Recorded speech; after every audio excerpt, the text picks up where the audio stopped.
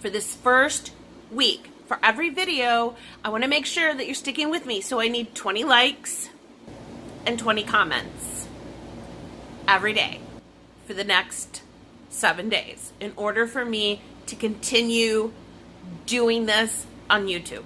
Okay?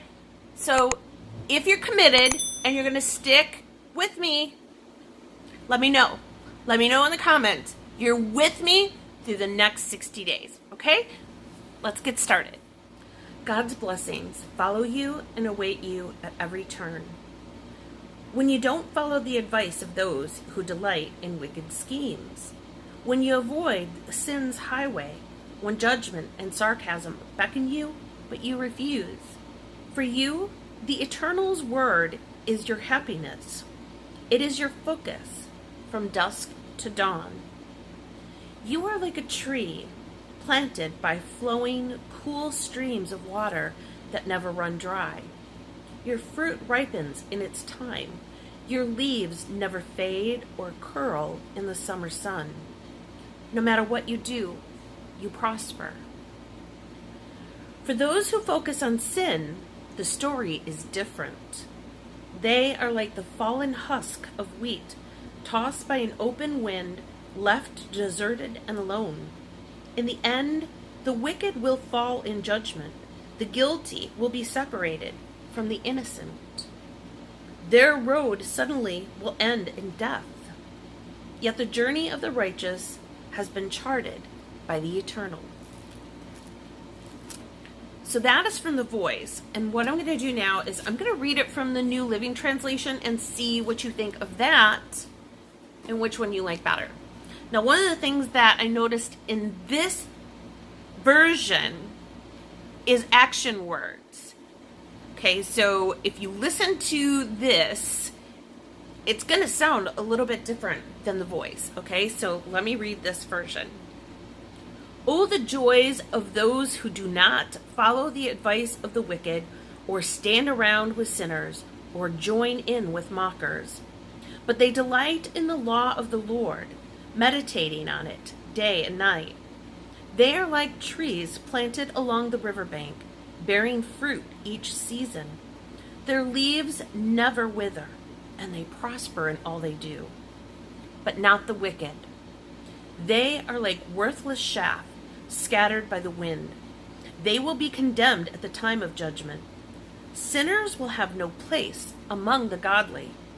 For the Lord watches over the path of the godly, but the path of the wicked leads to destruction.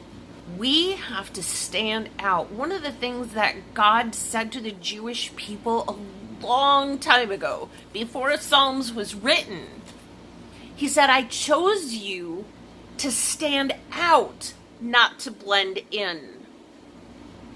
And we have to remember that today. It's so easy to get tied up into the color of our skin, the movements that are going on, calling ourselves one political side versus the other, and we all get caught up in it. I get caught up in it. But we have to remember first and foremost, we belong to the righteous one, who is Jesus. We belong to him and him alone, and we follow him and no one else, and we bow down to him and no one and nothing else. He is all that matters. But the problem is in our Christian life, we have been swept up in the sea of wickedness without even realizing that that's what we're doing. Many of us are separating from one another because many people are following the way of the world and the wickedness of the world. And it's so easy to get swept up in that, especially if you're on social media every single day and all you see is bad news and bad things going on. And it's not hard to get swept away, to get lost in it. And before you know it, you are living in that darkness and you are surrounded by ugliness and not goodness anymore. But it's interesting how this version is saying that we're not going to follow the advice of the wicked. We're not going to stand around with people who are sinners. And we're not going to join in with mockers. Now, this is such a good example of what I've been doing lately. I have been standing around with sinners, and I have been joining in with mockers. I have bought into this idea that I need to argue my point all the time whenever I see something on social media, and I feel the need that when somebody mocks me, I'm going to mock them back. And as much as I feel like I'm defending myself, I'm just engaging in things that are not good for my spirit. And that's probably one of the reasons why I'm not bearing fruit. And it's one of the reasons why I'm not prospering. Because I am doing all of the things that this scripture says not to do in order for me to bear fruit, in order for me to prosper. So I'm losing out on all the blessings because I'm just so tied up in the world and the bad news and everything else going on around me. And Christians are just as engrossed in these things as anyone else in the world. And it ties us down and it drags us down.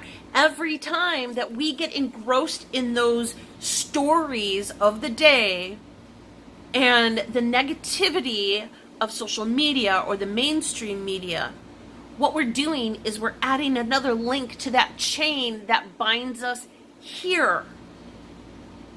But we need to start breaking those chains away, and that's why we're doing this.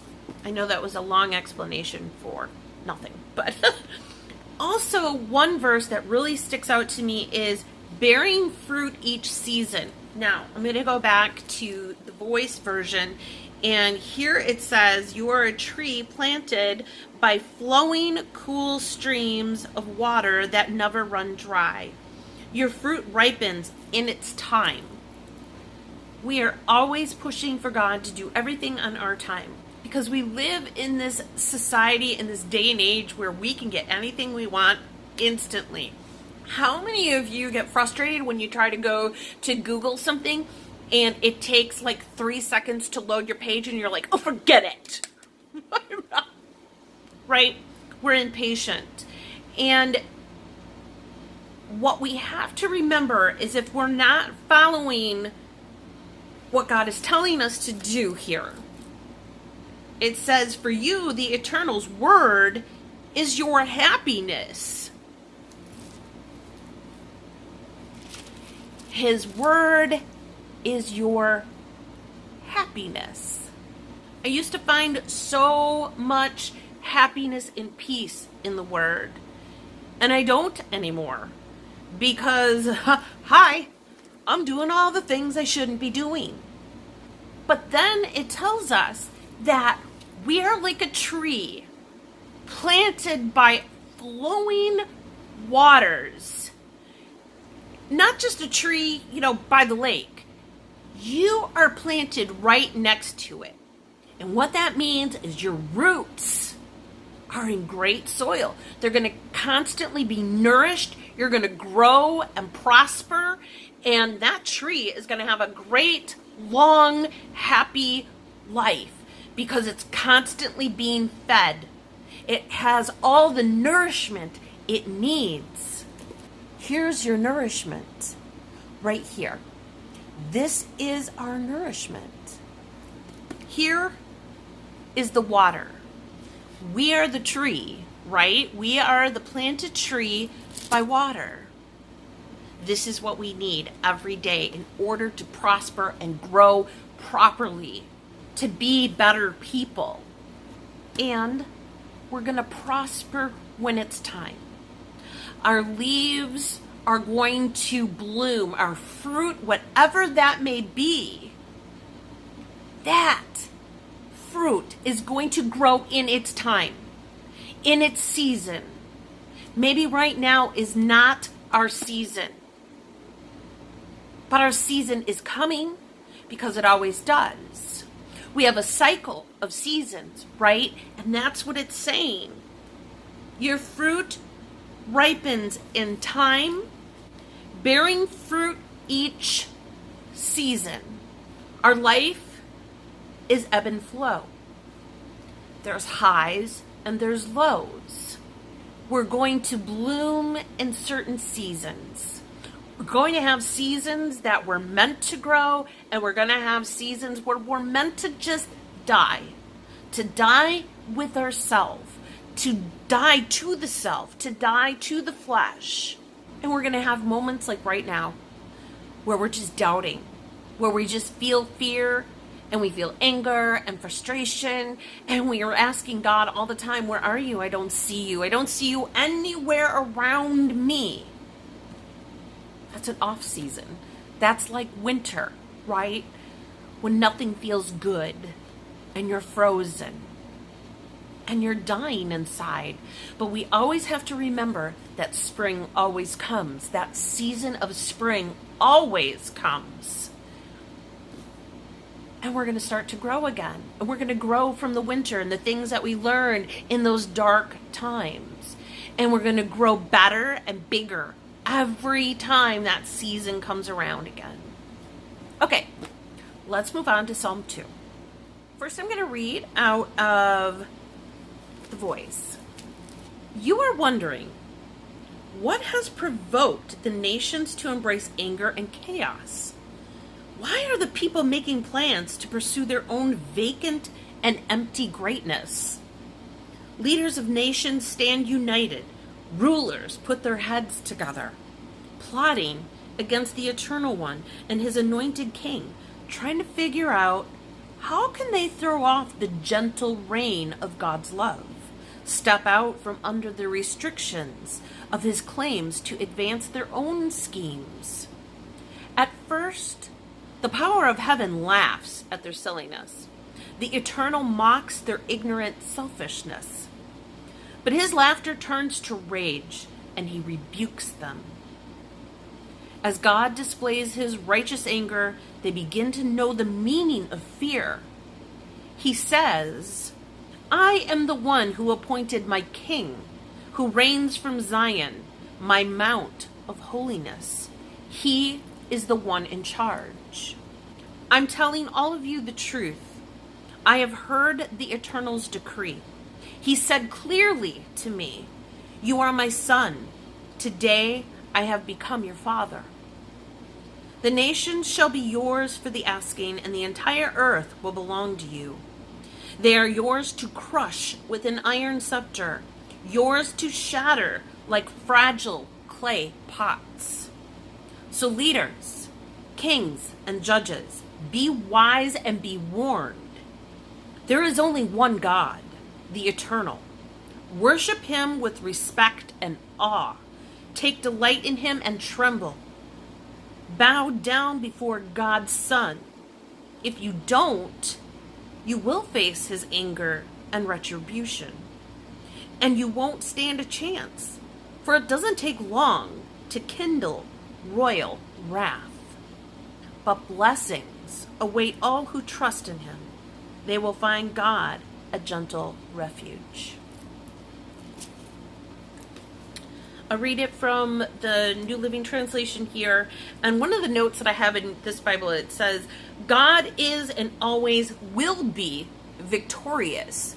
In the Psalm, we see that this is a story that's been going on from the beginning of time, that kings and judges and rulers of countries and nations, they always feel like they are above God or closest to God and feel like they can rule as if they are God. And God finds that pretty funny, in a sense. And that's what this psalm says, that he finds that pretty silly, that anyone would think that they could even come close to being like him. And while it's funny to God and he mocks it, he also is furious in their sincerity of it. Let's go ahead and read this version. Why are the nations so angry? Why do they waste their time with futile plans? The kings of the earth prepare for battle. The rulers plot together against the Lord and against the Anointed One.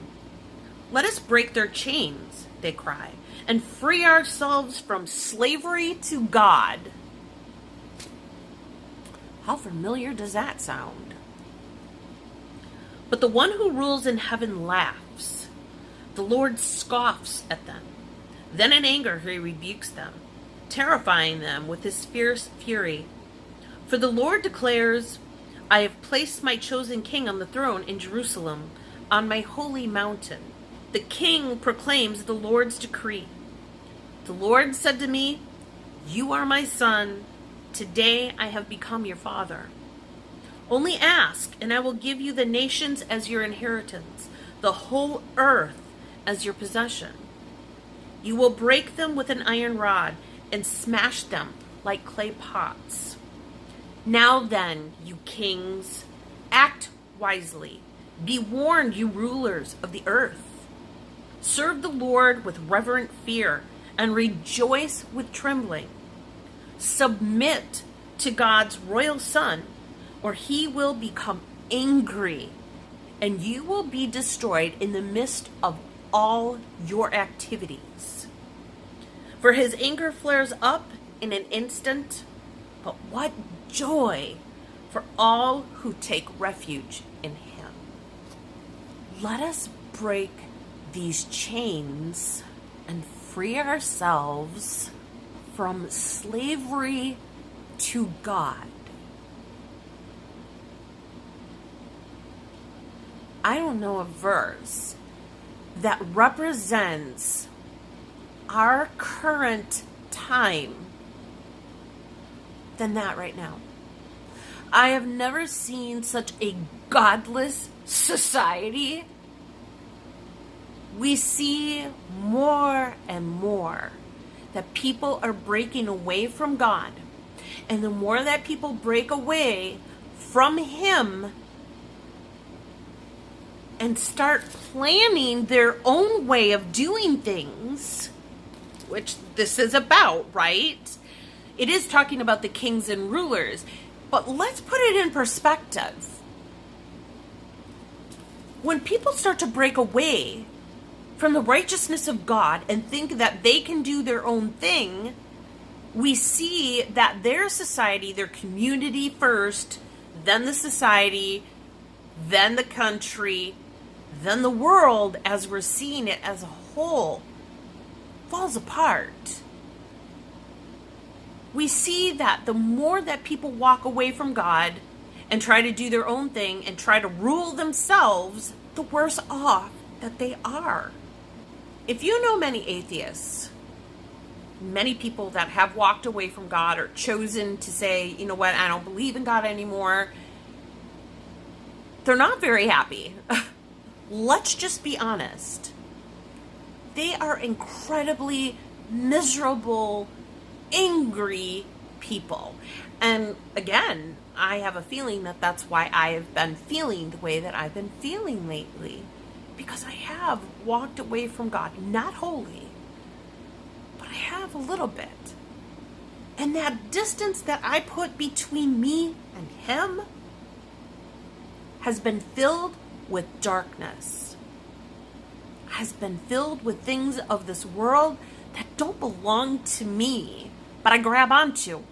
I take a hold of those things that have no part of me, no part of this right here, no part of this thing right here and what's around me. And when I grab onto those things, they weigh me down. They bring me down into that darkness and despair. I've already tied myself down into this muck and mire. I've already pretty much put myself in the darkness rather than in the light. One thing that I've been thinking about a lot lately is anti anything. As Christians, we shouldn't be anti anything. We should be for things. Instead of being against, be for something. Not before, before it all began, but be for something good. Represent that goodness. But when we're anti or we're against something, we're actually in it. We're actually involving ourselves in darkness, and we're kind of rolling around in that muck and mire of yuckiness when we're constantly just focused on those bad things, and we're talking about it all the time, and we're posting about it on Facebook all the time. Seriously, that is so mean. And that's why I'm angry, and that's why I feel depressed, and I feel no hope. I feel utterly hopeless. Well, yeah, because I lost sight of what I was for, and I now focus on everything that I'm against. I hope that these readings have helped you. I hope that God has spoken to you in a powerful and mighty way. I pray that these next 60 days will bring us out of that muck and mire, and that every day one of those links to that chain that is keeping us down is broken, and we get freer and freer every single day. Not free in the United States, but free in Jesus. Again, please subscribe. Make sure that you are joining me every day when these are posted. Make sure to subscribe. Click that bell so that you can get notified every time that a new video is posted, and you can join me on these videos and read along. Just be sure to join me. And again, for 7 days, I need to have 20 likes and 20 comments, because that's going to help me know that you are with me, that you are on this journey with me, and that you are going to stick with it. And I'll stick with it with you, and we can be accountable to one another if you do that for me. That's all I need every day. 20 likes, 20 comments, and we'll keep doing this together and lifting each other up. God bless you. I love you. Thank you for joining me, and I hope to see you tomorrow. Bye.